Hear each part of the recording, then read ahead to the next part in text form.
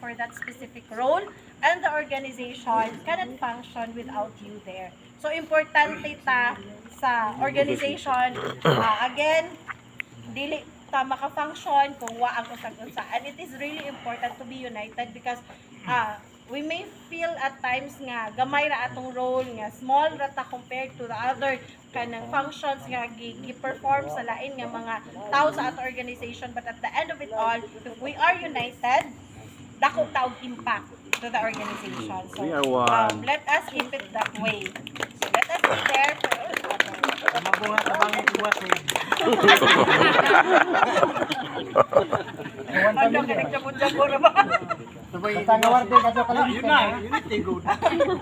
Oh, so if there's a need to go out of our way to help someone, so we should do that. Kung naay nang inahanglan, and dili po ta dapat mauwaw if nang inahanglan ta og help. So there's nothing wrong or kanang why dili ka weak kung mga ka og help. So if you feel the need nga kinahanglan nimo og help from other nga kanang pareha na to, kauban na to, so pwede ra jud kang mangita og mo-ask og help anytime. And somebody will be there for you. Kay if dili ta mo express sa atong Financial, ma'am. Sure na, sure. O financial, ano na ni mo, Day? o financial, ito sa accounting. Sila man po'y nag-aano mo na isang kilid, ma'am. Ma'am Sano, dako kag help ana nila kay taga-accounting na sila. Bibitaw so kanang na ay wa man ta kahibaw gud kung kinsa pud ang willing, daghan mang willing, wala man pud nakahibaw kung unsa nga tabang inyo kinahanglan. So if you feel the need nga kanang og assistance gikan sa uban, so inyo ra jud nag-express. Pero at the same time, we cannot also expect nga kung unsa atong gusto mo pud ilang mahatag, di ba? So we just have to be kanang willing po kung unsa ra po ilang help na mahatag, but definitely help is there. So with that, kanang napanipugoy ko along with as your president sa FADS, kanang I am also your HR, diba? So I would like to share to everybody that the office is there to assist everyone. So kung unsa inyong mga concern, kung unsa inyong gustong i-istorya nga you find it hard to share it to other people, you can always go to the office. So sometimes you find siguro ang office nga the one implementing the policies because that's the role mo po sa HR.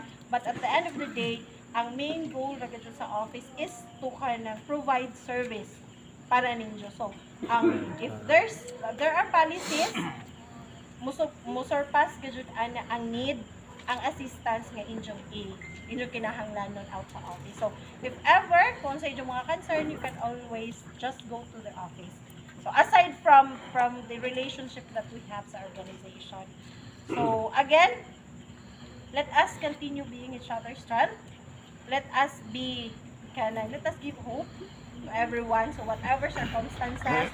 And I would also ganahan ko nga atong i-emphasize nga we can always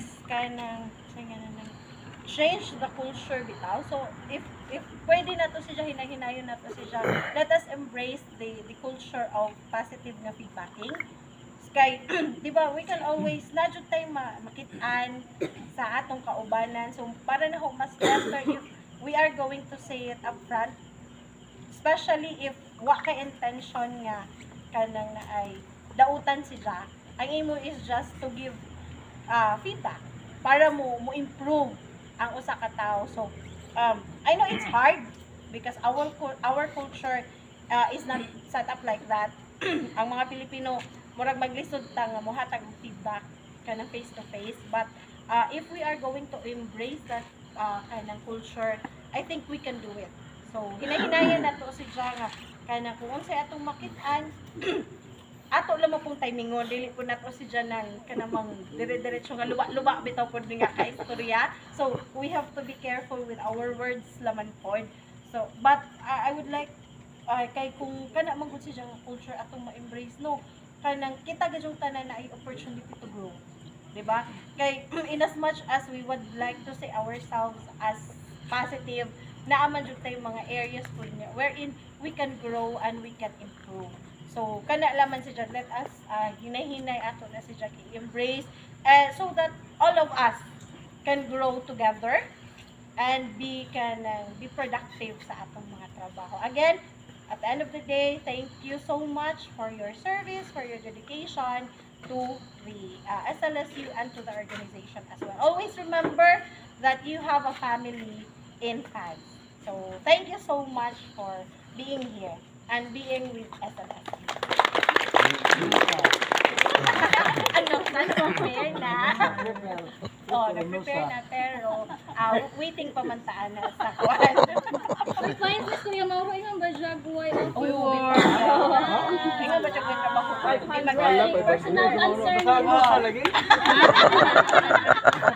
Wala ko Buhay na breakfast. Wala siya po kunda. Na, 1,000 na imong fines ya. So siguro before we will proceed with the fun part sa atong kuan, mag-sharing naman siguro tagamay. Tagsa-tagsaon ko siya muna.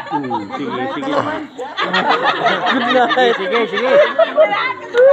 Thank you na lang, ma'am. Thank you sa lahat.